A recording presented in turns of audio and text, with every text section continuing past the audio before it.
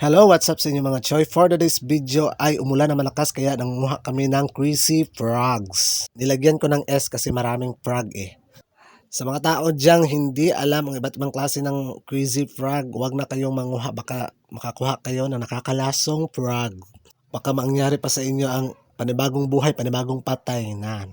So, tapos na nga kami nanguha ng baki, ayan, nililinisan na nila yung crazy frog. So, ang ginawa niya dyan, minasage-massage niya. Iwan ko kung bakit niya minasage-massage yung crazy frog na yan. Baka para lumambot siguro, iwan ko kung anong naiisip pa nila, bakit ganyan nila yan. So, ayan na nga, malapit na nga silang matapos dyan. So, akala ko nga tapos na yan. Kung hindi pa pala tapos, ang ginagawa niya, nilagyan niya pa niya ng asin para daw matanggal yung langsa or yung mga naiwang mga blood pressure kasi parang high blood siguro tong baki na to, crazy frog.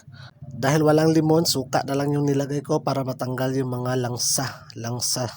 So gumagalaw-galaw pa yung mga katawan or mga legs niya. Inilipat ko na sa ibang lalagyanan kasi parang hindi akong komportable doon. So ayan na nga, nagpainit na nga kami ng kawali. Pagkatapos niya, nilagyan ko na ng mantika para mabilisang luto lang ito guys kasi gutom na talaga ako eh.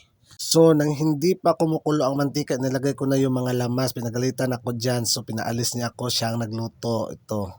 So hinalo-halo na niya nga.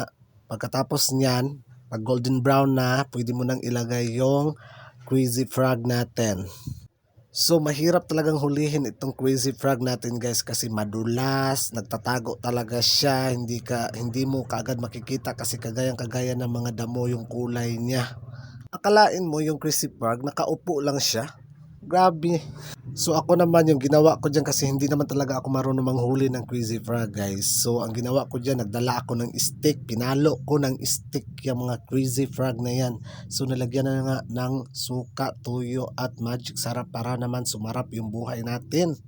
Kahit mahirap yung buhay natin, basta sumarap lang yung pagkain natin, okay na. Laban lang sa buhay. So hinalo-halo niyo na nga uli yung crazy frog. Grabe, basang-basa kami niyan sa paghuli ng mga baki na yan kasi medyo malakas yung ulan. Mahirap siyang hulihin at mahirap din hanapin. So malayo yung nilakaran namin para lang makakuha ng ganyan. So minix-mix ko na nga siya kasi parang parang wala na yung water niya. So dahil meron pang kaunting water, tinakloban ko siya ulit. Antayin lang siya na ganito na. So hinango ko na nga siya, ready na yung mga kanina. Meron tayong mais, merong humay, hala, pili lang. So kain na.